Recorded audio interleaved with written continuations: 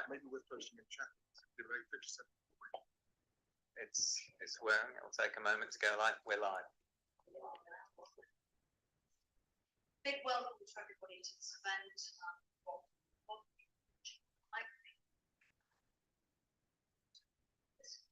Church.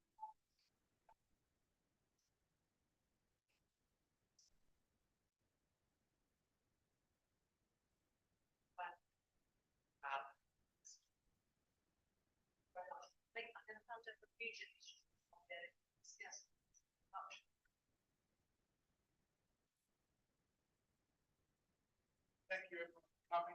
Thank you everyone. Sounds so quiet.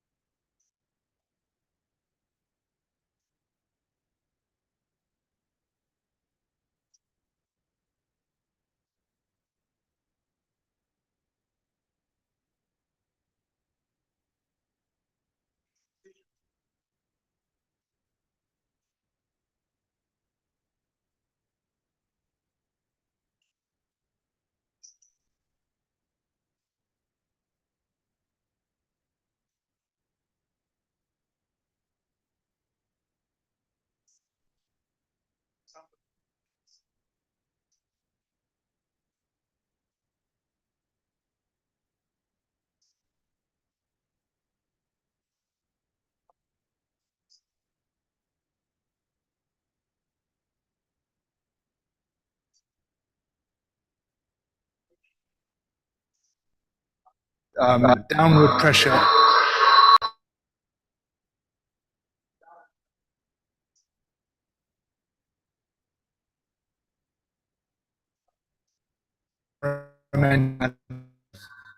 And of course, at the same time, we see just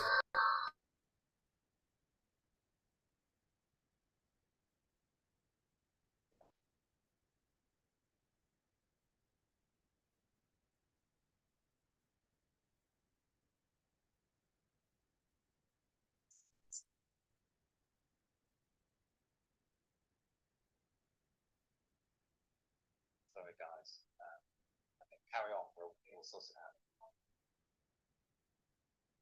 Yeah, we're trying to sort it. Yeah. Apologies.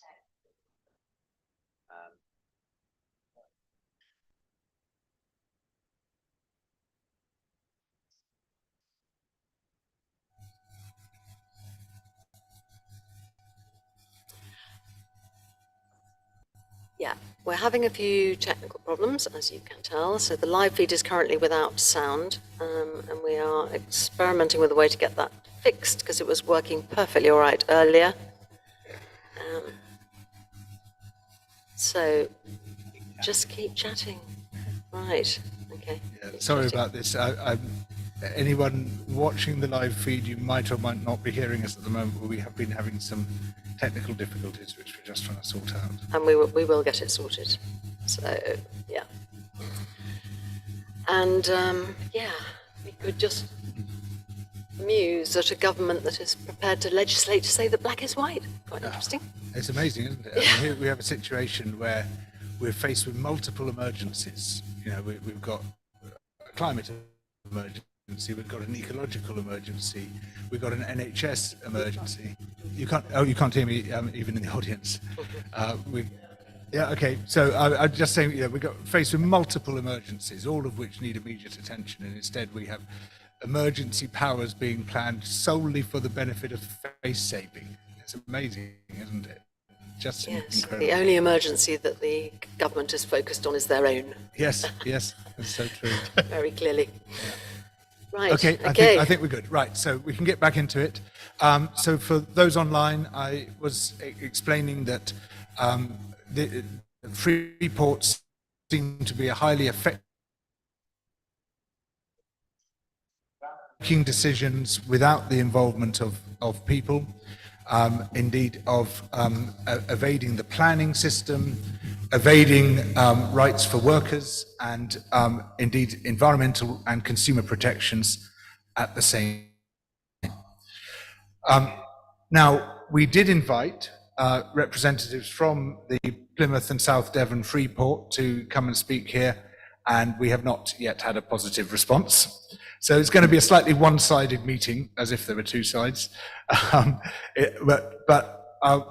What we've done is to invite some people who actually know what they're talking about, by contrast to myself, on this issue, which I think has very urgent local and national implications. So I'm going to hand over to Anthea Simmons, who convened this meeting. She's going to tell you who she is, and then give us a brief rundown on what we're going to be talking about this evening. Thank you very much, George, and thank you very much for agreeing to chair this. What bothered me about this was that a lot of people didn't even realise they now live in a Freeport zone, which is pretty fundamental. It also bothers me that an idea that is now becoming manifest is much loved by the likes of Dominic Raab, Liz Truss, Kwasi Kwarteng, and Rishi Sunak, which doesn't seem to me to be the best endorsement of an idea at all.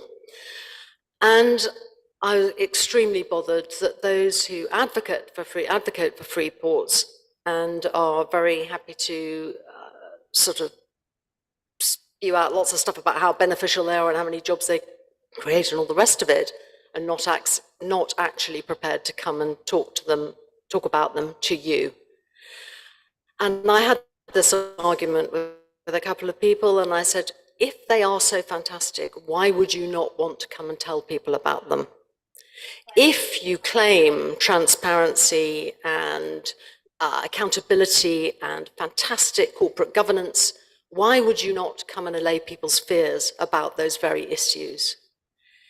If you claim that everything is being done openly and transparently and able to be seen online, why is it that your website is impenetrable, that documentation is impossible to find or to understand when you do find it? If it's so great, why would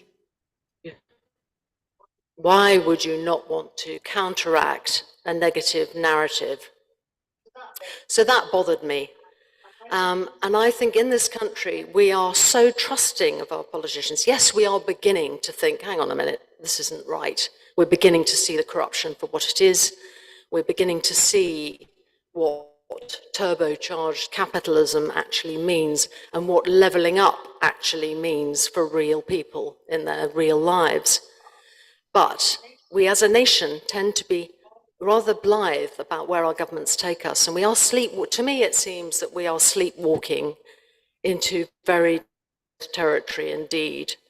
When we were sort of warming up, I alluded briefly to special legislation to overrule a Supreme Court judgment that Rwanda is not a safe country to transport refugees, to send refugees to have a special law to come and say, no, it is a safe country. Seems to me quite extraordinary. Where does that end? There are things happening in this country that 2 or 3 years ago we would have thought were extreme, and we now suck them up. Seems to be fine. Banning protest, voter ID to suppress voters of the, especially younger people. Measures to, statements that being homeless is a lifestyle choice. These sorts of things really bother me, and I think they should bother all of us, and I think we should stop just accepting them and allowing these things to be normalized. So for me, questioning free ports, going beyond the glitz and the show and all the rest of it, and the pizzazz and the jobs and the promises, and actually drilling down to what could this possibly mean and what is it a gateway to seems to me to be very, very important. We brought this meeting together. Thank you. Thank you very much, Anthea. Something I feel we should clarify, because unfortunately, sorry, I got a bit waylaid at the beginning. Whoops, am I still clear? Is that we here in Totnes inside the outer boundary of the Freeport. So there's a tax and customs zone of a few hundred hectares in Plymouth. And that was what Freeports originally were conceived of, was a relatively small zone where basically almost anything went, and so they became great entrepôts for organized crime and also special feature of these free ports, which were introduced with the strong backing of Sunak and Truss, is that they have these outer boundaries. And in our case, the outer boundary is 75 kilometers in diameter. It incorporates the whole of Dartmoor and the whole of South Hants. And it is as clear as mud what that outer boundary means. Government says, oh, there's nothing to worry about. It's just a line on a map. Well, then why did you put it on the map? And when you drill into the documents, you find that within that line of the map, it could be that there can be planning freedoms in operation, which means the loss of democratic freedoms. It means that our democratic freedom to have a say in planning decisions may be taken away. So this is extremely worrying. It should be very concerning for everyone in this area. We're part of this, and yet we've not been invited into it. Anyway, to give more of this bigger picture, the national picture, I'd like to turn to David Powell. And David, I'd like you please to introduce yourself, tell us who you are, then what your involvement is, and tell us about what we're looking at nationwide. Hi, everybody. Can you hear me? Yes. Hi. Yes, we can. Thank you. I can almost not hear a single word of what anybody is saying. So I think there's a real technical problem. I missed I can't hear anything. It's really bad. But you can hear me, right? We can hear you fine. Okay. Yep. Can I just, how long, do we have about 10 minutes to talk, something like this? Yeah. Yeah. Yes, you have 10 minutes. Okay. So my name's David Powell. I'm a British artist living in The Hague. I became a reluctant political activist when I was denied a vote on Brexit in 2016. I had a lot of questions as to why and what were the reasons behind Brexit, and I just started my own research. So as I dug in, I uncovered more and more with links to right-wing think tanks, transatlantic network of liberty, as Liz Truss refers to it, and I just really wanted to find out more. So then I started to look into free ports and special economic zones. So I'm going to give a kind of a general talk about what I found out and how I think these things are actually really dangerous for the UK. So I'm going to start with a quote from Rishi Sunak in 2019. He said, "The EU is the only place where these free ports really don't exist.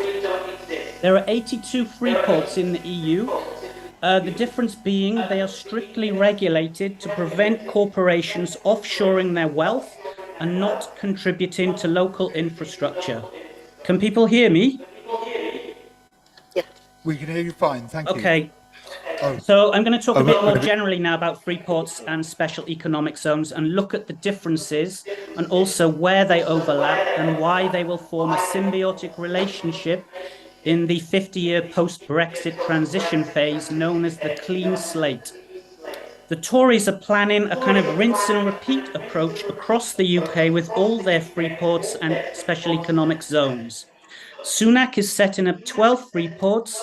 Each port is getting £25 million from Michael Gove, so that's 300 million in total. He's also setting up 74 special economic zones in the UK as part of the Tories' post-Brexit carve-out. So a carve-out is a kind of experiment where a kind of libertarian corporate tactic where free ports and SEZs carve out extraterritorial spaces from the host country, and they run them with private laws within the boundaries of the zone. So let's just go back to the beginning. What is the difference between a regular port and a free port? Regular ports are publicly owned and come under port governance, where local control over port infrastructure prevents profiteering. So a port primarily deals with freight, usually for export to third countries. The Tories' free ports are a very different story. They are experiments in deregulation and corporate governance. They are privatized extraterritorial areas inside the geographic boundary of the UK. They are essentially tax havens. So what happens inside a deregulated free port?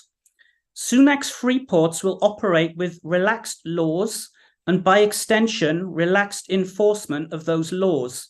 So when illegal activity is committed, which it will be in droves, you're gonna get weapons trading, drugs trade, stolen art, private banking, the moving and storing of gold, money laundering, human trafficking, scrapping of minimum wage, surveillance of workers, and environmental pollution. So in short, Sunak's free ports and SEZs, special economic zones, will operate under kind of legalized lawlessness. So by their very nature, free ports and free zones are contradictory spaces. They are problematizing governance, territory, and sovereignty. Sunak's free ports are clearly not about freight shipment, which is the main purpose of international ports. Many of the free port zones vary in size up and down the UK from 38 kilometres up to 75 kilometres wide. For example, the Firth of Forth free port in Scotland is 38 kilometres wide and it covers 70% of the city of Edinburgh. The Plymouth and South Devon region includes Dartmoor National Park and is 75 kilometres inside. The Port of Rotterdam covers 40 kilometres of the city's harbour area. Okay, so you're seeing a huge difference in what these ports are actually covering. The geographic regions extend well beyond the port harbours themselves. This is really troubling. So in Scotland, the SNP have already signed off on 2 green free ports, while in Wales, Labour's First Minister Mark Drakeford, he signed off on 2 Welsh free ports with Michael Gove and Shankar Singham. Shankar Singham has been called the brains behind Brexit. I'll briefly add that Singham is a US trade lawyer who specializes in developing deregulated governance frameworks for special economic zones. He sits on the boards of several global governance consultancy firms, and he helped Thatcher privatize the UK utilities back in the day. Singham has unparalleled access and extraordinary influence over the Tories in advising and shaping their, want for a better word, policies. Now I'm going to mention someone else who's been writing about free ports. That's Richard Murphy. He's a tax expert.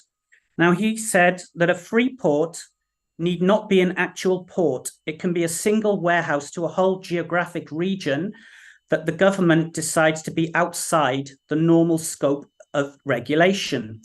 There is no evidence to confirm that free ports encourage economic growth or provide jobs for local people. On the contrary, free ports in the hands of basically a right-wing libertarian cartel, the similarities to organized crime syndicates are basically indistinguishable.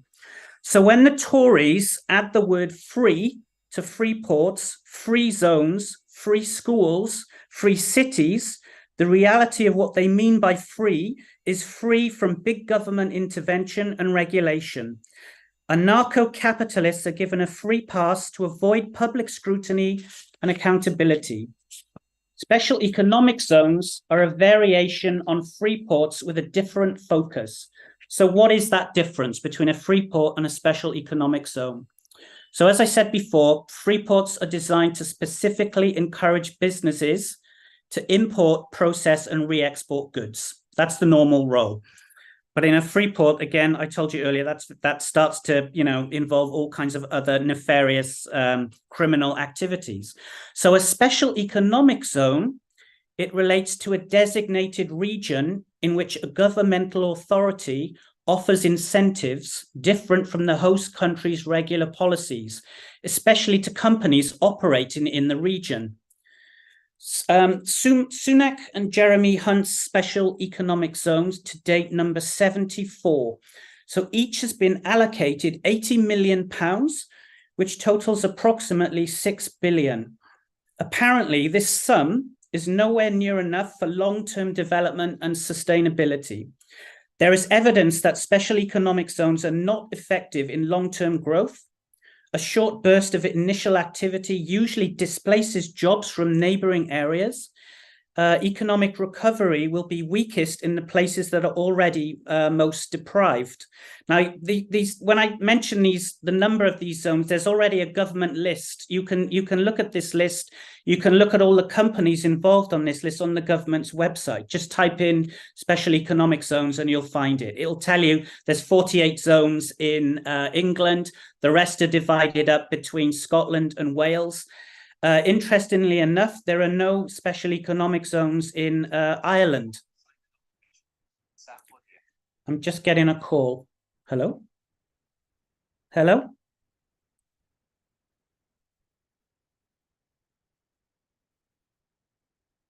Okay.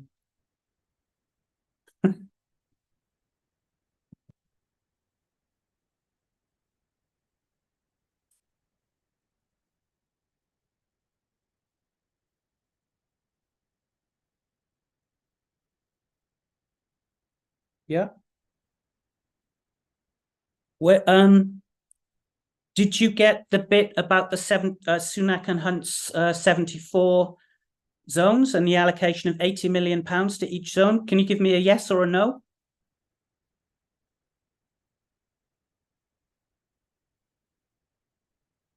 Shall I start again with the difference between a Freeport and a special economic zone?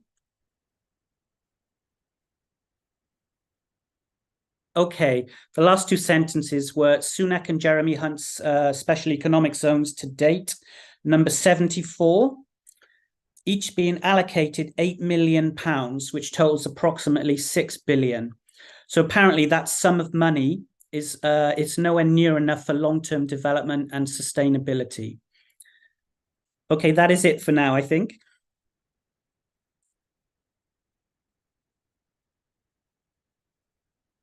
Yeah.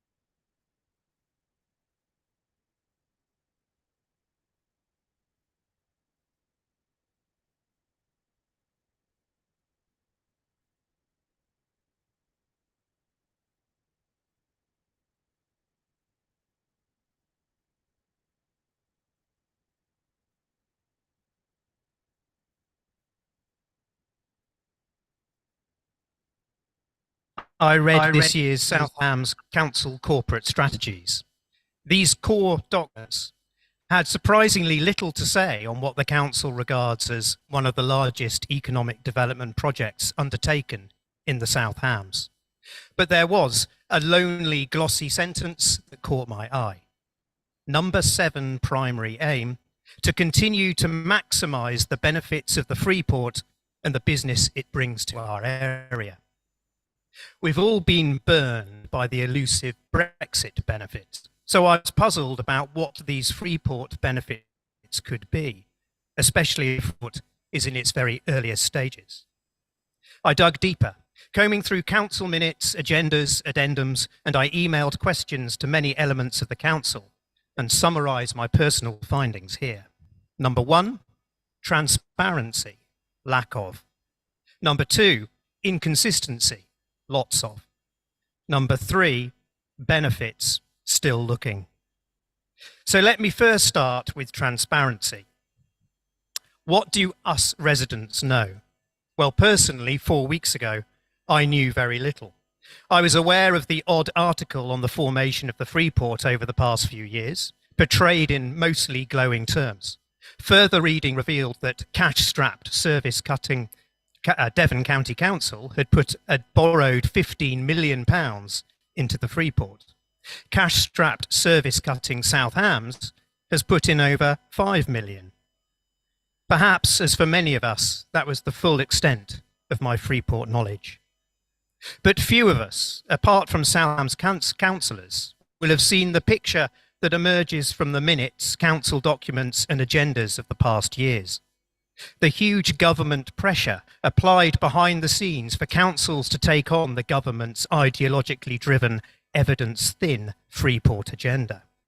The ongoing challenges of vanishing government council funding, veiled subtext contained deep in council minutes, such as this one, which says, if the council were to have no involvement in the Freeport, it would have ramifications with government and partners on other agendas, such as the county deal.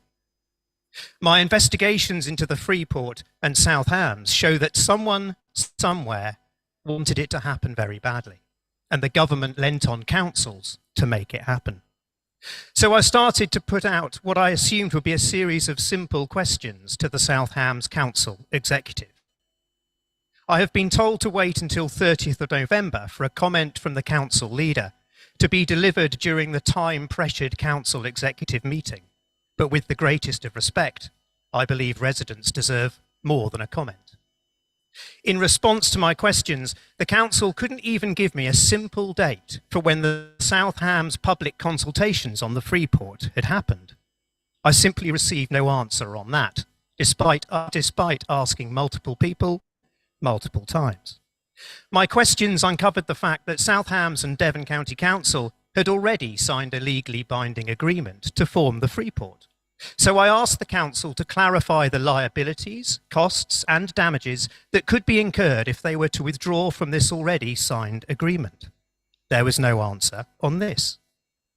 My questions did, however, prompt a response from the council that there had in fact been concerns and questions raised by council members about this Freeport partnership. So I asked the council to clarify what these questions and concerns were and when they were raised. No answer. My questioning revealed that the council had now set up a task and finish group to report on the risks and benefit of the Freeport. Puzzled about how it could happen that the council would retrospectively need to investigate the risks and benefits after already committing to a legally binding agreement, I asked them whether the findings could have any possible impact on withdrawal, partial withdrawal, or modification of the agreement already in place. I've no answer. I asked the communications team, I asked the executive and key councillors, I asked the multi-hyphenated directors at South Hams, I CC'd the CEO. I was then directed firmly to submit an environmental information request known as EIR under Freedom of Information known as FOI. The problem is that EIR and FOI should be the last resort, not the first. Councils can easily redact information or claim commercial sensitivity prevents them from providing it. South Hams also has a scheme of publication which would enable it to freely provide information of all depths, including consultations, if it so wished. One of the most common concerns raised about Freeports is one regarding transparency and scrutiny. The publicly sanitised published business case for the Freeport, of course, has all commercially sensitive information removed, making it virtually useless. These issues go right to the heart of the problem with public-private partnerships. In practice, the corporate confidentiality of private companies trump our public access to information. We have no sight of the Freeport's regulatory and legal protections for environment, planning and rights. We all know that already the government is dropping regulation at the rate of knots in all aspects of our lives. Even human rights law is now a target. All we have regarding the Freeport is the word assurance from the council. I think we would be wise to demand actual evidence. Throughout my dealings with South Hams, I've been led to believe that the Freeport deal is done. And remember this idea of a done deal, it's important for later. Totnes Town councillors got the same treatment just a few weeks ago with their first meaningful engagement on the Freeport from South Hams. A slide presentation on the Freeport, followed by questions on what was made clear to be a done deal. So if it is done, how good is this Freeport deal we are signed up to? Fuzzy language surrounds the South Hams description of the Freeport partnership. The Freeport documentation is peppered with a word salad of net zero ambition.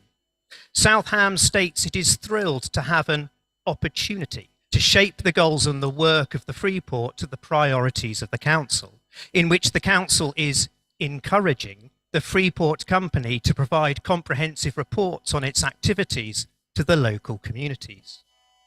It's becoming clear to me, at least, who wears the trousers in this legal partnership, and who may have failed to ensure they were wearing any trousers in the first place. It's also clear that there is no legal obligation for the Freeport to provide comprehensive reports to us. Another question: how was the boundary of the Freeport that reaches right across Dartmoor decided? The Freeport bidding prospectus states the limit for any Freeport outer boundary is set at 45 kilometres. Interestingly, the boundary for Plymouth and South Devon Freeport is 75 kilometres. The prospectus continues in relation to the 45-kilometre boundary limit. It says, this means that unless a very strong case is made with clear economic rationale for why the Freeport outer boundary is defined as it is, it will fail the bidding process.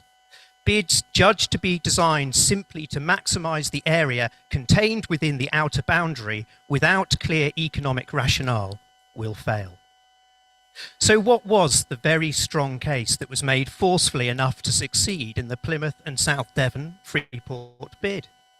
Will South Hams or Devon County Council let us see this strong economic rationale to include the whole of Dartmoor within the Freeport boundary? There are 3 sites involved with the Freeport. The South Yard site located near the port, the Langage site in close proximity to the A38 expressway, the Sherford site located on the opposite side of the expressway to Langage. Now, there should be no doubt how important Langage is to the whole enterprise. In fact, the Freeport proposal heralds Langage as its green hydrogen centrepiece.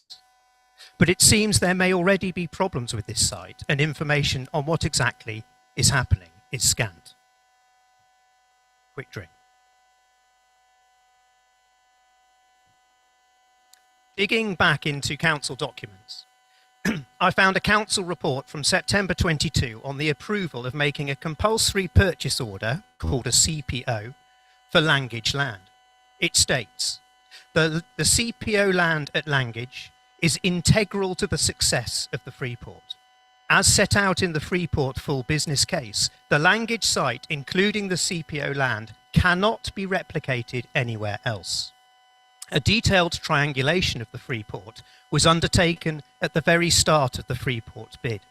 This showed that the inclusion of South Yard, Sherford and Langage were A, all required to hit minimum area thresholds, and B, were the only allocated sites that were policy compliant and deliverable within the timeframes required. So I think we should be told, what is the timeframe for Langage? Is it falling behind? Is the compulsory purchase order going ahead? Are there issues with this land? It looks like Langage may be holding things up. Because in September 22, there was clearly an issue, and one that demanded the major step of a compulsory purchase order. So it's clear that language is critical to the Freeport, and that without absolute clarity to the contrary from the Council, we should assume that language remains a risk. And this also then calls into question the Council's assertion that the Freeport is a done deal. Because on the basis of this Council document, without language, there is no Freeport. The deal is not done until language is done. That means we could have problems on multiple fronts with what the Council is letting or not letting us know. Language could present an existential risk to the Freeport. The Freeport deal may be done, and therefore that impression or statement should not be made, as it would be incorrect. What further commitments, financial, planning, capacity and resource, are cash-strapped South Hams and cash-strapped Devon County Council going to have to commit to make language actually happen, as it must, to have the Freeport? And there are further questions too. Will the language site ever deliver the green hydrogen plant that forms the Freeport centrepiece? There's precious little hard information on this either. And how are vehicles going to be accessing sites such as language? Will it be necessary to build additional roads and structures? There are cost planning and environmental considerations. A road has to cross multiple pieces of land. How much delay should we expect? How much is all this delay going to cost? And who will end up paying? Because time is another issue with the Freeport. The Financial Times this week carried the news that Jeremy Hunt is looking to extend some of the tax breaks for Freeports from 2026 to 2031. According to the FT, experts, executives and regional leaders were concerned that the Freeport policy as drawn up represented a cliff edge. Companies that sign up to build premises in a Freeport may still take several years to gain planning permission, construct their factories or warehouse, and for them to become operational. It's as if they were talking about language itself. Uncertainty is a terrible thing for a highly ambitious economic development project. It cannot live or die dependent on government ideology. At the moment, the whole Freeport edifice is built on the thin air of tax breaks and favourable business conditions. If government turn left, what next for the legacy agendas of the right? And meanwhile, I'm still waiting for an answer from the Council on those elusive Freeport benefits I've enjoyed this year. And now you need to know something else clearly. In the eyes of the Freeport, we are not stakeholders. Yes, the Freeport involves South Hams land and infrastructure. Yes, it uses so far £5 million underwritten by you and me from South Hams and £15 million from Devon Council. Yes, it involves legal obligations and costs and damages that can be levied against our cash-strapped council. But no, residents are not technically stakeholders. Plymouth City Council, Devon County Council and South Hams District Council are. The universities of Plymouth and Exeter are. Princess Yachts and Babcock International are. The port operators, the Ministry of Defence are. But you and me, we are not. The stakeholders have been on the inside of information and documentation on the Freeport all along for years. And meanwhile, underwriters to this scheme, South Hams Council and Devon County Council, face unprecedented reductions in government funding. On its own website, South Hams states, the council has taken a hard look at where it can save money to keep balancing the books. One might remark that this hard look has been cast more on its residents than the private pockets of the Freeport Partnership. Meanwhile, South Hams members and officers have multi-hyphenated job roles and titles that are so long they require semicolons. This appropriation of resource and capacity to serve the Freeport makes me wonder if any resource and capacity is left for other council functions or the needs of its residents. So in summary, I'm not into conspiracy, just transparency, value for public money, and the desire for clarity on what we should expect from our elected council leaders. The levels of dismay amongst residents and councillors is concerning and indicates a substantial mishandling of engagement. It's indicative of a lack of meaningful consultation and the transparency that that would have brought. I want to end by quoting from Princess Yachts website. For those who don't realise, Princess Yachts are a key private company in this Freeport partnership, whose access to the Freeport's favourable business conditions, who knows, may have contributed to it being snapped up by a US-based private equity firm earlier this year. If you go onto their website, you are greeted with these words. Your yacht is an extension of yourself, a statement of your lifestyle. She needs to deliver unforgettable experiences for you, your family, and your friends. That's what Princess Yachts are about. But for the residents of our cash-strapped councils, their core business and concern is not yachts. The extension of ourselves as residents are our sick relatives, children in care, families living in poverty in substandard housing, a mental health crisis amongst the young, a collapse of social care for people with disabilities, the educational infrastructure, the degradation of the environment and vanishing public spaces, the elderly relatives unable to get warm, eat hot food, or even have company. The only unforgettable experience our council should be concerned about is giving dignity, well-being, and quality of life to its residents. And it's the great tragedy of this Freeport's partnership that even at this incredibly early stage, our councils seem compromised in their core purpose, openness and democratic duties. And our council, South Hams, who were invited to take part this evening, isn't even here to help us understand quite what it is they signed us up for.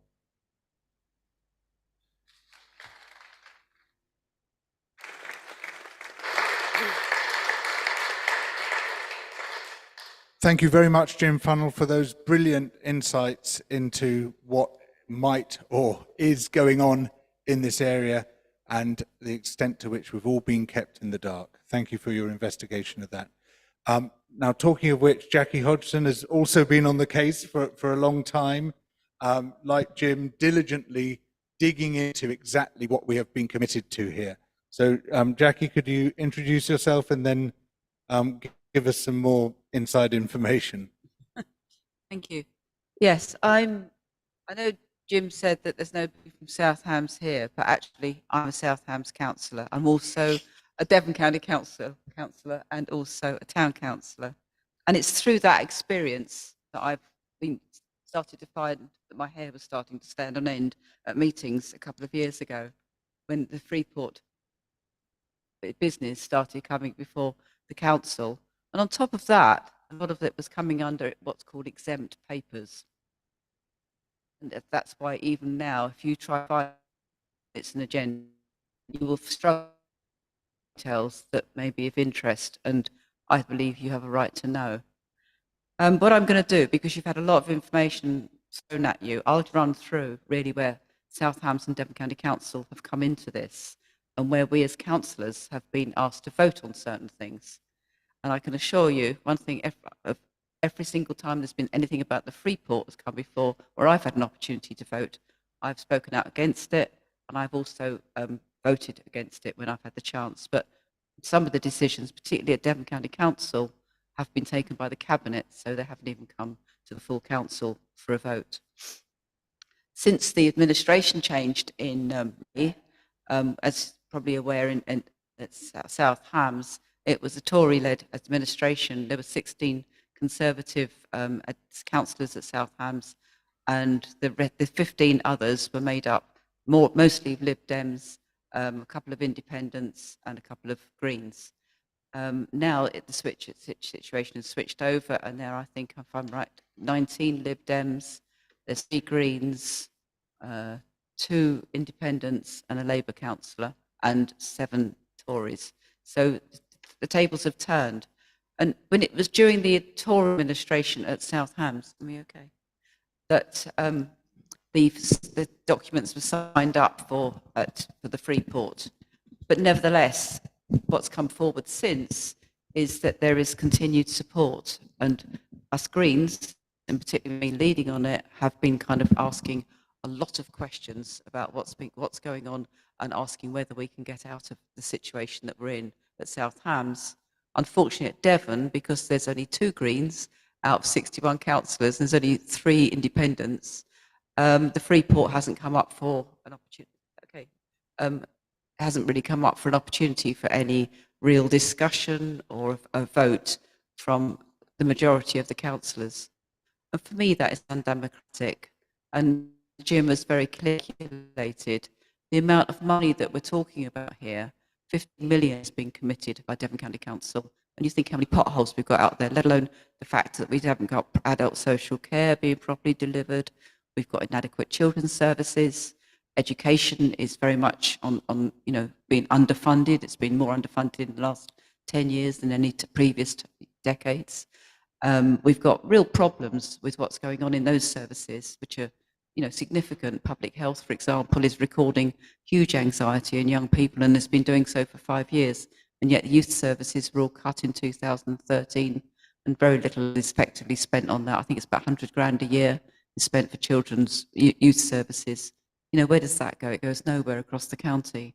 And at South Hams, 5.5 million is now being committed, but there will be other funding. The 350 grand that was spoken of earlier, which was last year for a compulsory purchase order for farmland at Langage. I was the only one that said, well, what's happening to that land now? And it was kind of mocked that it was sheep. And yet that's part of our farming community. And why should somebody hand over their sheep farm to then see what we had at the time as a map that was presented, which looked like a load of shipping containers? I find that really difficult to swallow and certainly spoke out against it. But this has been going on. If you look at the Freeport site, you will find that actually it started in 2019. So there was an acceptance that this was going to go ahead. So there was obviously conversations going on at Devon and at South Hams, presumably with Plymouth City Council and government, that this was going to come through. And it was just a matter of time when they could just ditch it on the councillors to kind of happily vote it through. And so it's only 2022 that in March that South Hams had a vote on bringing in the Freeport. And it was on the basis that we were agreeing to pay borrow 5 million from government, from the Treasury on a repayment basis, that we would get the business rates retention would come through, and that's what would be repaying it. But my understanding of that is that if the business rates aren't being paid for in the Freeport, and the government is then reimbursing us, we're being reimbursed for the payment out of our own public funds from central government. So, maybe my maths are wrong, but it doesn't sound right to me. The 15 million is what Devon County Council is borrowing from the government treasury. The Plymouth City Council's borrowing, I think it's 12.9. Because they agreed to it, they got a 10 million payment from the government for that. And then on top of that, it was a grant. And then on top of that, the government's so-called levelling up that we've all heard about is coughing up 25 million to go with it. So it's a 60 million investment initially to start off with. The estimation is, I'll find the figure here, that it's I can't see if I can see it here at the moment, that the private enterprise will be making the money. They will actually be putting in their money as they go along. But they're getting such a good deal to start off with, because most of the money that South Hams is paying, for example, at the moment, is to buy land to actually set that ball rolling, which is why there was this compulsory purchase order at Langage. Devon Council's money, as far as I understand it, has to be spent by March of 2025, and that's to build a cycleway across the A38 and also what's called a spine road. Jim referred to there needing to be some infrastructure at Langage, and that's what Devon will be contributing. So it's all the basic infrastructure and the hardware that us as local authorities are coughing up, but then it will be passed on and bought out by the investors of these private consortiums.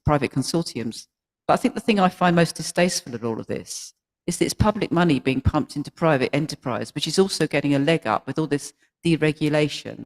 There will probably be awful fencing around these custom zones. It's going to be a really unfair playing field for the other businesses that have been operating here quite legitimately, observing the need to conserve environment, air quality, biodiversity, caught up with a lot of quite tight planning regulation, which I think we would all find is needed, to see some areas suddenly being deregulated potentially, but also workers' rights may or may not be sort of upheld, because as far as I understand it, if you work for a Freeport, you can't actually be part of a union. Those are all things that have been hard won over decades to actually make this a better place to be, a fair society where we can actually earn an honest income and do our bit and be part of the wider society. To start ring fencing areas where all of that doesn't matter the same seems very wrong. And I just really want to leave it with you at that, except to say that you have one opportunity at the moment that I've come across in all of this to have your say as the public. When you came in, you were given a little green card. This is a little green card that gives you some information at the Freeport. But on it, there's a link which takes you to the South Hams website. At the moment, South Hams District Council is inviting public consultation on its strategic plan. And this is the new plan from the new administration. And in there is one line that talks about the Freeport. If you want to make your comments known about what you can, your questions, whatever you feel about the Freeport, I urge you to go to that link and fill that form in. It won't take very long. It's a fairly straightforward form that you can fill in and just say what your views are. If you are concerned about this, it may be the only opportunity you get. You certainly haven't had the opportunity at Devon County Council. But one thing I will give you my assurance is that myself and my fellow 2 Green councillors at South Hams District Council will not be taking this lying down. We will keep fighting for you as best we can on this, and where possible, bringing whatever information is relevant to your attention. And if you have further opportunities to comment or have input, we will make sure you know. Thank you.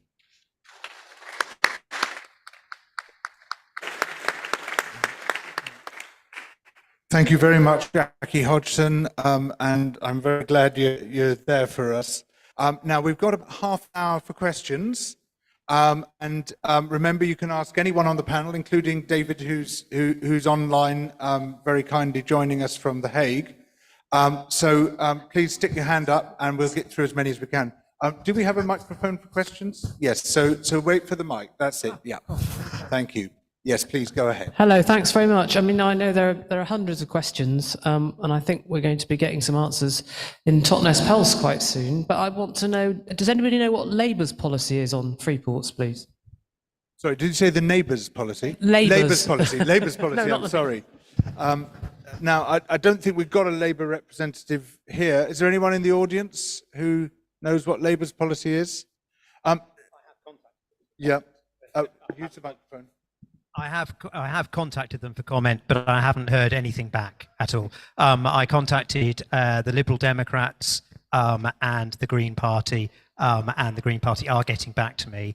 They have assured me of that. They've got the questions. I've contacted Anthony Magnell. I'm afraid I'm very used to not hearing back from Anthony Magnell, and I have a totalizer of a series of questions about donations, and I am on week 13 of not receiving a reply on that, so I'm not holding my.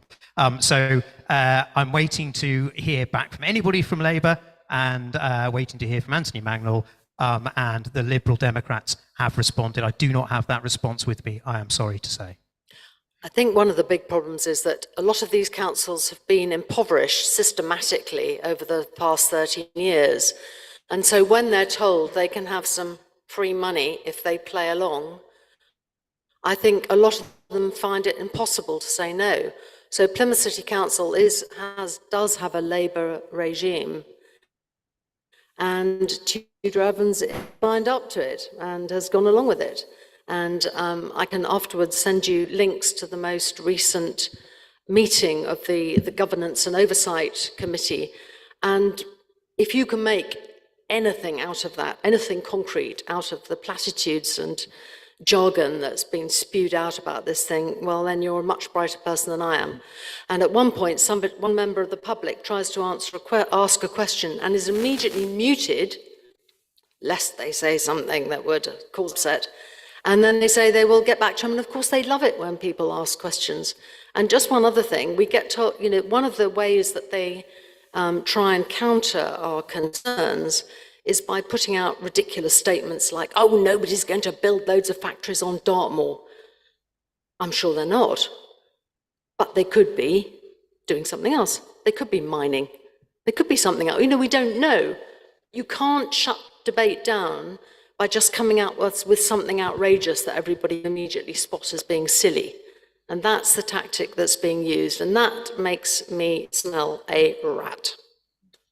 Thank you, Anthony. David, I don't know if you can still hear us, but if you can, could you tell us anything you know about what Labour's policy is at the national level? I know. Can you hear me? Can you hear me? Sorry, David. Just we're just waiting to switch over the tech here so we can hear you properly. Just a moment. Okay, you should be clear now. Okay. Can you hear me? Yes. Yes. Okay. The national level, I'm not sure. They're very, very quiet. But as I said earlier, Labour's First Minister, Mark Drakeford in Wales, has already signed off on 2 Welsh free ports with Michael Gove and Shanker Singham. And I wrote an article about this in Bylines Cymru.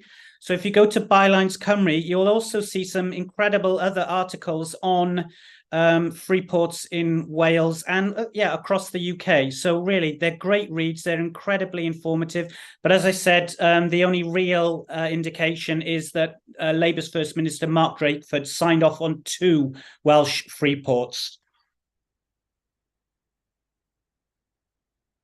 Thank you for that. Now, another question. Yes, someone there. Richard Howell from the South Ham Society.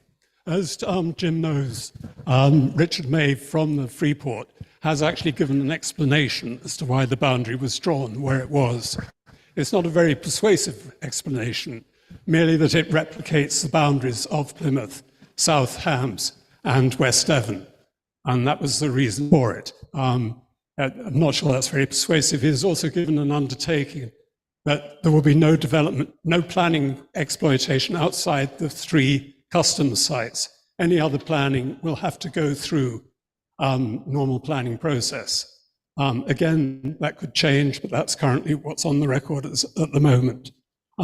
As for the financial details, as Jackie knows, the executive South Hams District Council have got a meeting on November the 23rd, when a report is going to be presented as the current financial circumstances, and that will be publicly available.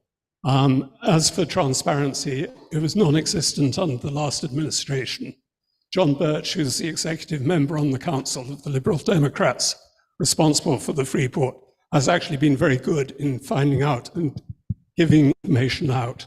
Not all of it yet, and language is still something we're waiting for an answer on, but he has actually encouraged Richard May to give out information. So I'd just like to put on record that Lib Dems are a considerable improvement on the last lot in such matters. Can I respond to that? Yes, of course. I'll just say thank you very much. That's very useful. Yeah, thank you, Richard, for that. It's lovely to meet you in person. So there's 2 things. Well, there's 3 things I'd just like to add to that. I mean, it's all very well for Richard May to give an explanation like it just matches the boundary, but that explanation does not in any way meet what is required from the bidding requirements. The prospectus explicitly stated that it should be a 45-kilometre boundary limit unless a very strong case is made with clear economic rationale for why the Freeport outer boundary is defined as it is, or it will fail the bidding process. So I would say that is not only flimsy, it's invisible, that excuse there, and I will call it an excuse because it would just fail that test. So I think that would be heavily revisited. In terms of assurances around regulation and planning, we need to see evidence. We should be owed that. We should be able to see the regulation. It's become normalised that that we don't get any information from our decision-making bodies. We have to go begging for it or doing FOIs and EIRs.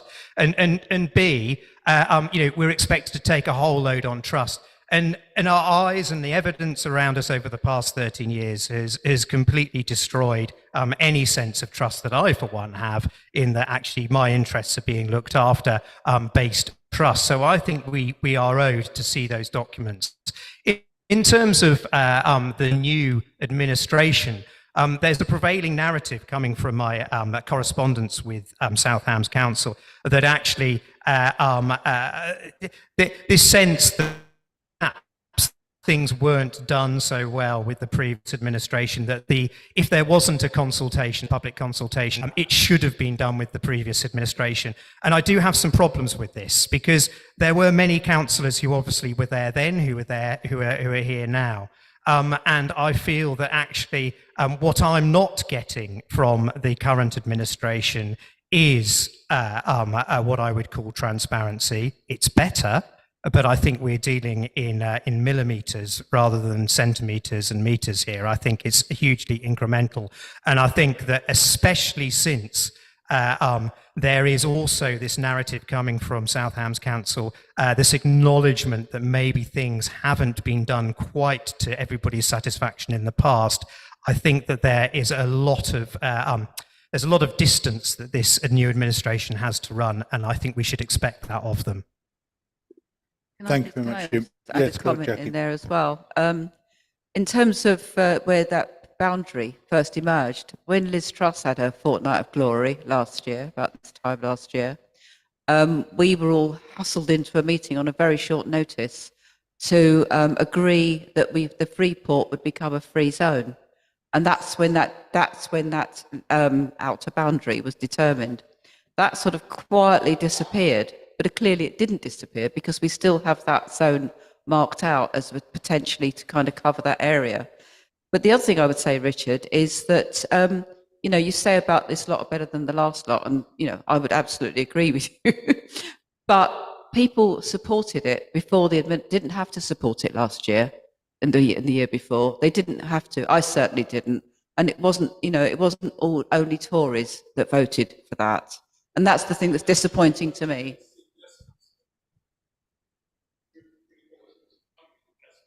That's right.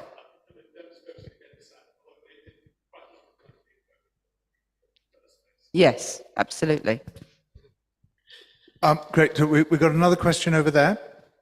So far away, yes.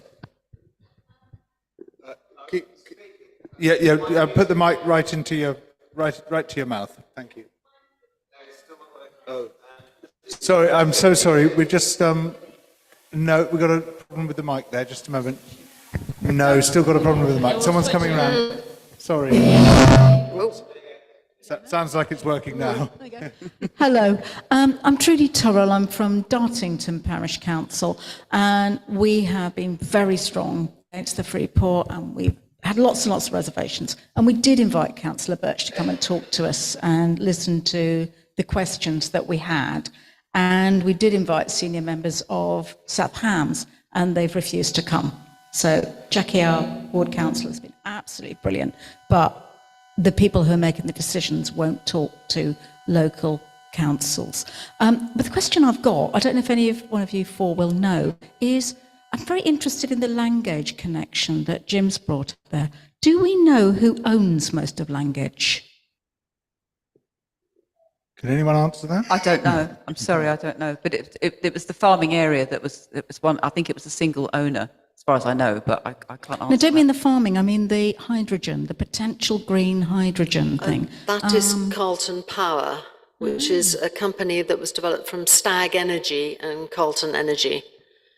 And I've been digging around because I'm so cynical to see if they happen to be Tory donors, because that seems to be the biggest link to getting business these days.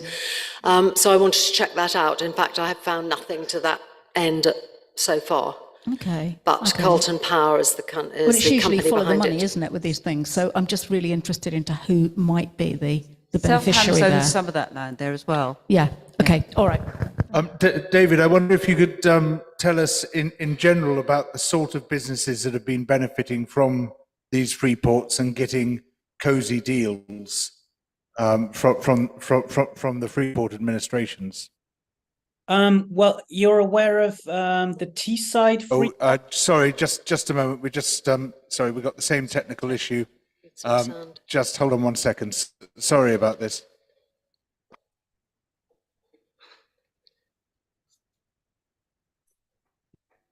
Okay, I think you're good to go.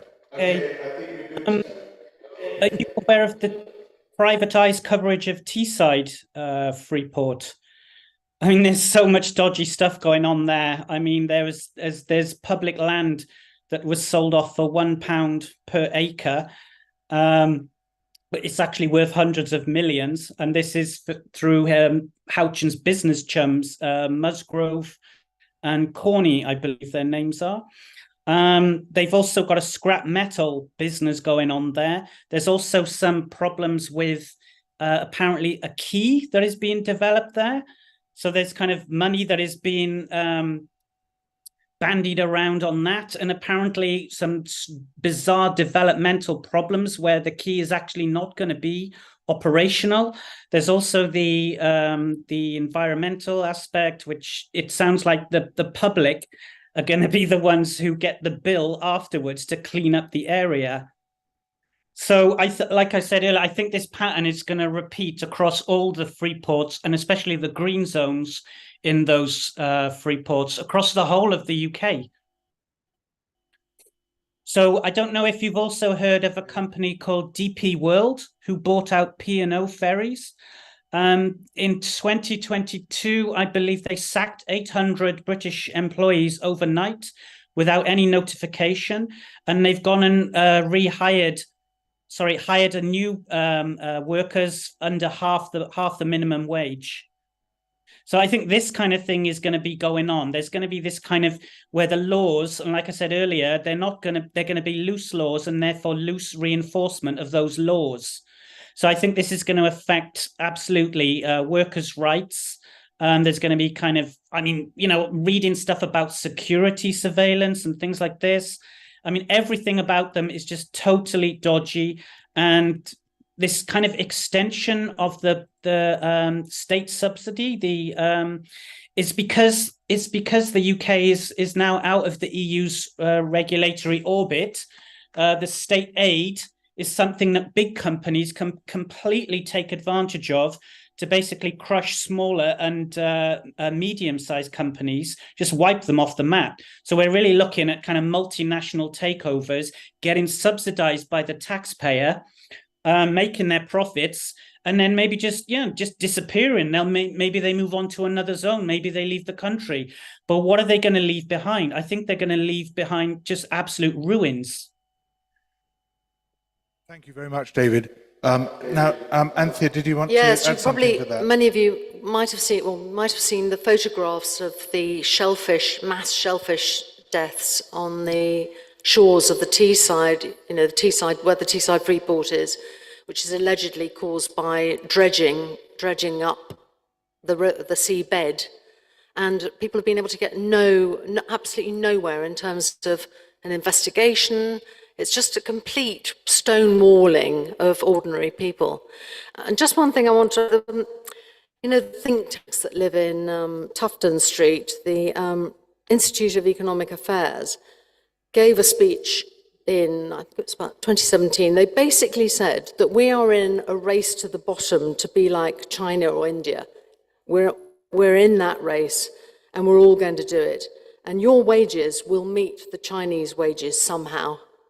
And so will your social conditions. And they would like to abolish the minimum wage and abolish all social protections. That is their agenda.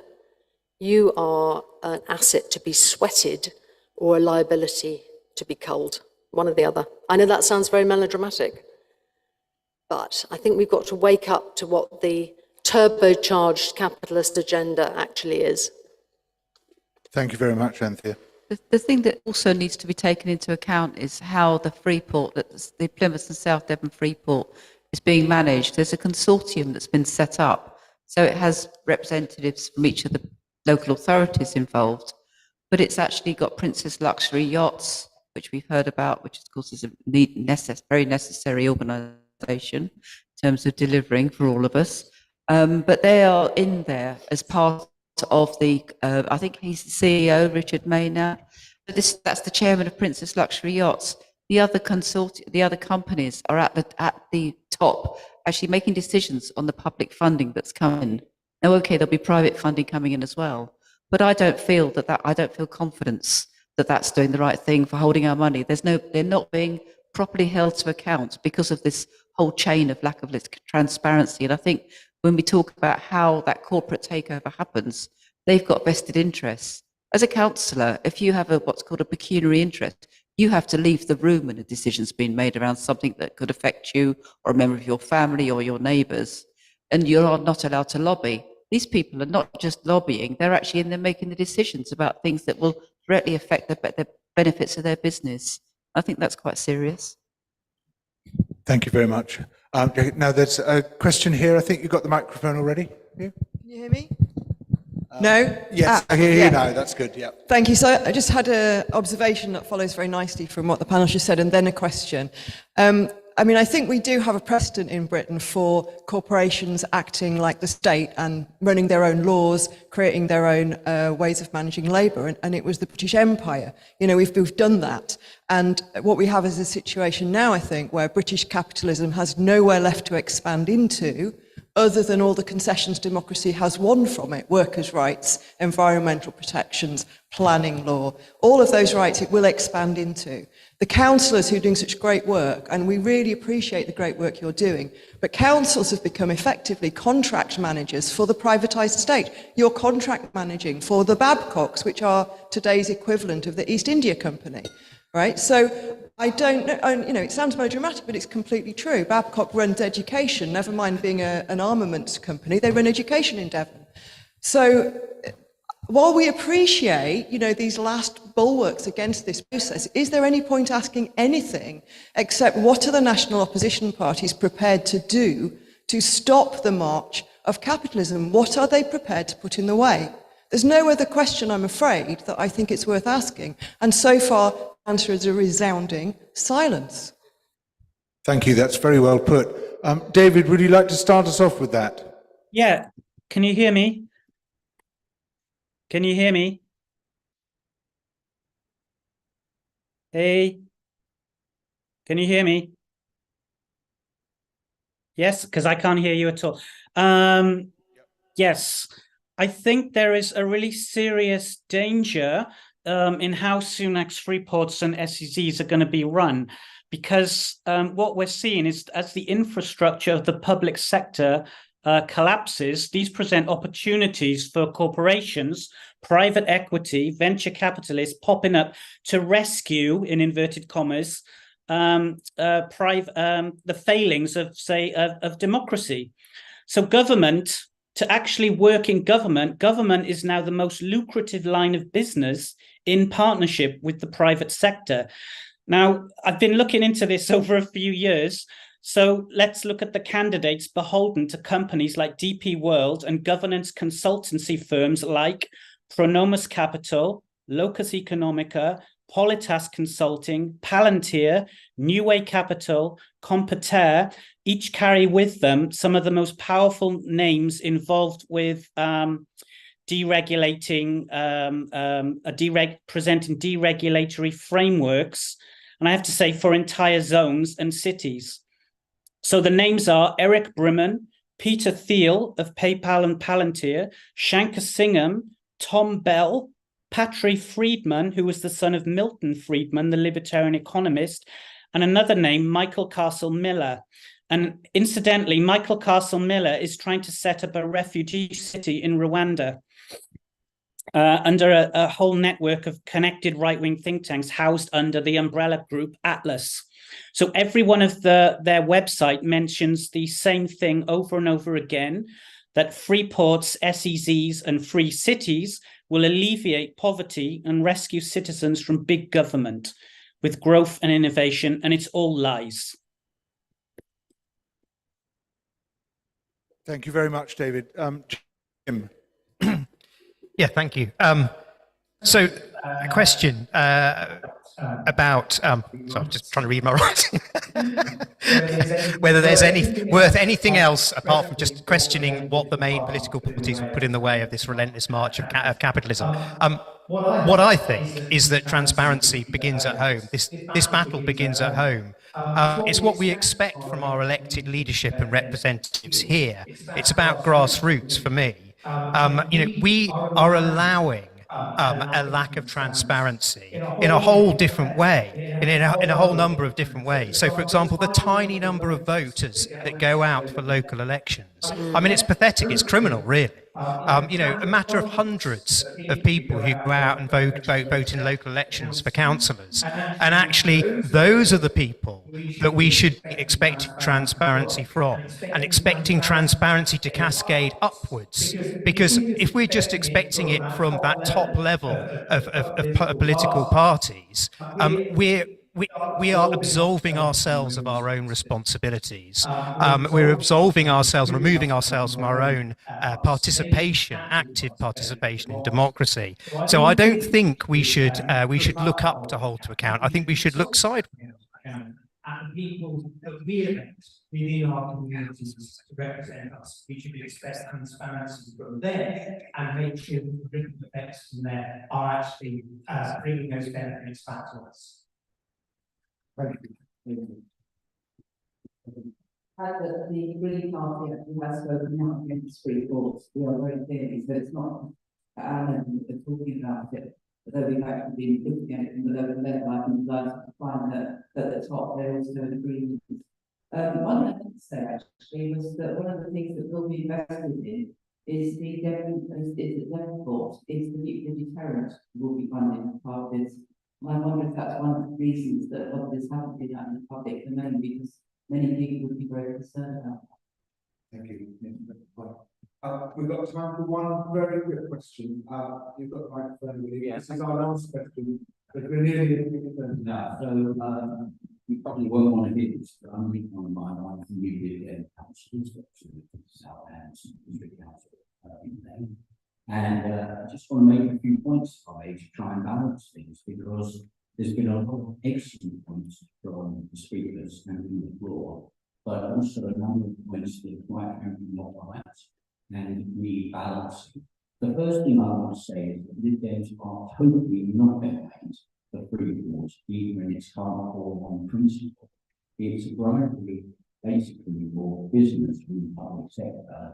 And the Lib Dems are at South Hams moving forward with it quite reluctantly. Let me explain why. Because, as Councillor Wilson says, the Tories have been running South Hams today.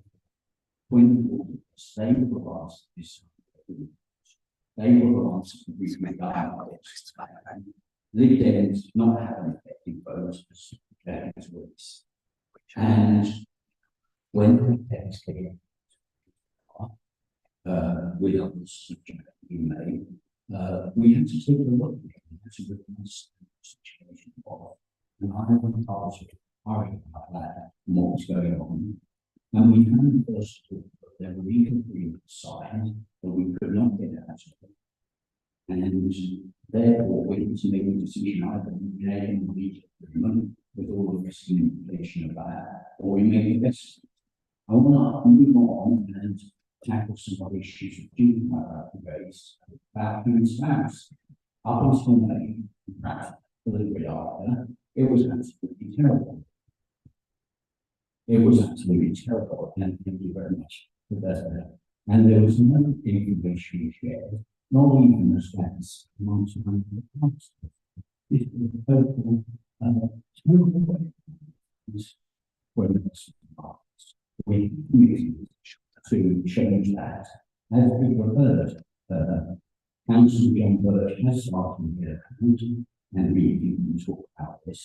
The Freeport has started publishing information. You can see it on the website. The business case is now there. South Hams District Council will publish the reports we mentioned. It will go to the executive on the 30th of November. It's a public document. You can see what our view is, both on the benefits, the lower rates that need managing, and the risks which are serious and need managing, and we're committed to do our best to get the best out of investment, which we cannot, as I said before, get out. In terms of engagement, the Freeport is controlled by the three consortia. That's the structure of the organisation. In terms of the benefits, yes, it's true that the Freeport basically is a way of moving public money into private companies. and there isn't a lot of benefits immediately for the ordinary public. The hope and what we're trying to get to is those private companies that invest, grow jobs, deliver some training and education, and bring high quality and well-paid jobs to this region. It's difficult to get that as an outcome guarantee, but that's what we work on. Lastly, I want to mention that in terms of transparency, it is disappointing we haven't read out the Lib Dem statement or the Freeport statement that was sent to you this afternoon at 4 o'clock. I think, you know, we do need to be balanced about this. And I don't think it's right that the issues at the Freeport have been conflated with issues that do not exist, like workers' rights, environmental protection, and planning. There's no implication on those things inside the three Freeport areas. I'll be very happy to chat to people afterwards. If you want to understand more, you can write to me afterwards. I'm Lee Bonham, South Hams. Thank you very much. Thank you very much, Lee. That's very useful to hear. I'm gonna go to each of the four panelists in turn, just to get a quick response and to wrap up, because unfortunately we are now right towards the end of the meeting. So, Anthea, can you start us off? Unfortunately, I hadn't seen that statement. I don't know if it's been sent to me. But obviously we will incorporate that in our report of this evening's meeting. And although I have made some statements that might seem out there a bit far, I think the thing is that what the last 13 years has taught us is that things that were unthinkable become thinkable and then suddenly become actual. And I just think we ought to be alive to that, and we can't just write things off and go, oh, it will never happen. We don't know that. And I think also that it's possible that you are able to set up, if you can provide a business case for it, you can set up a customs zone within this free zone at any point. I mean, just that they'd say there are only 3 at the moment, but that doesn't have to stay that way at all. Could change rapidly. Thank you very much, Anthea. David, just give us 1 second and then we'll come to you. We'll just perform the switch which needs to be done. And then could you give us a closing statement, please?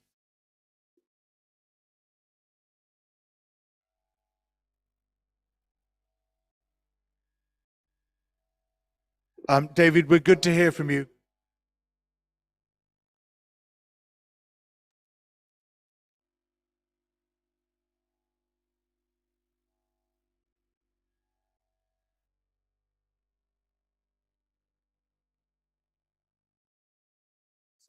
We seem to have lost him. Try one more time. We'll just give it one more go. David, can you hear us there? No, sorry. Sorry about that. I'll pass it over to Jim. Yeah. Oh, am I on? Okay.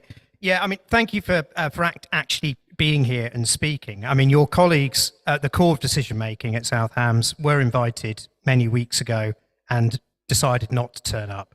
So I do take umbrage with the fact that maybe I should have read something at 4 o'clock on the day of doing something here. I think that's really unacceptable, and I don't think actually that that should be remotely anybody else here. I think that I think that's a sort of symptom of what we're talking about. That after weeks and weeks of raising the issue and pursuing simple, straightforward questions and reiterating that we can't understand why someone from South Hams' decision-making team would actually be here to actually talk about what's going on this stage with us and actually enlighten everybody here. But for them to send a statement at 4 o'clock on that day, I think is deeply disappointing, and I think actually that speaks volumes on its own. Thank you, Jim. And I echo the same thoughts. If it was sent to me, I certainly didn't check my email at 4 o'clock this afternoon. I was busy getting ready to do things that were involved here. It takes quite a long time to set up a church into a theatre. So that's what we were all busy doing. But thank you, Lee, for coming. I appreciate that. And for those who don't know, Lee chaired the Task and Finish group, which was pretty brave as a new councillor to come in and do that. But I still think that what we have never looked at in South Hams is actually how much would it cost to get out? And would it be better to do that rather than take the risk that may be affecting this area for the next 25 years? And how much? Yeah, absolutely. And how much would it, that's all we want to know. How know. much would it cost? We just need this transparency. And just to, I'm going to be quiet after this, but actually it does make me quite cross that there isn't one of the decision-making core team from South Hams up on this stage actually helping everybody understand what's going on. I bet they wouldn't miss a Freeport meeting, but they've missed this meeting. And I think, again, that speaks volumes on where we are in the pecking order. Thank you. Right. Well, thank you everyone for a really great meeting. I'm sorry about the technical glitches. It's just, very difficult when we're trying to get it together with the very small resources that we have by comparison to those that we're up against. But thank you so much for the technical team for pushing on through it.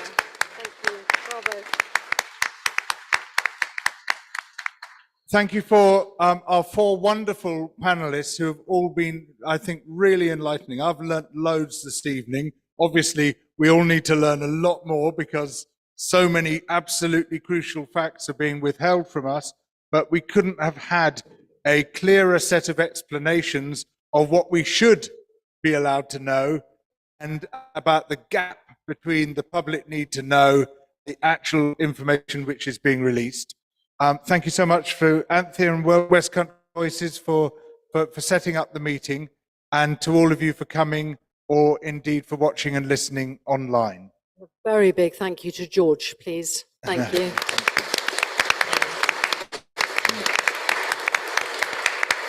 I very much will be able to make all the transcripts available because I would love to read them myself. There's so much information in there, and I know it's very hard to absorb as it's just rattling past. And I think our video will be online that people can watch at any time. So please spread the word around and let's make the Freeport here the political issue it ought to be. Thank you. And let South Hams know what you think. You've got the links on here. Let them know what you think.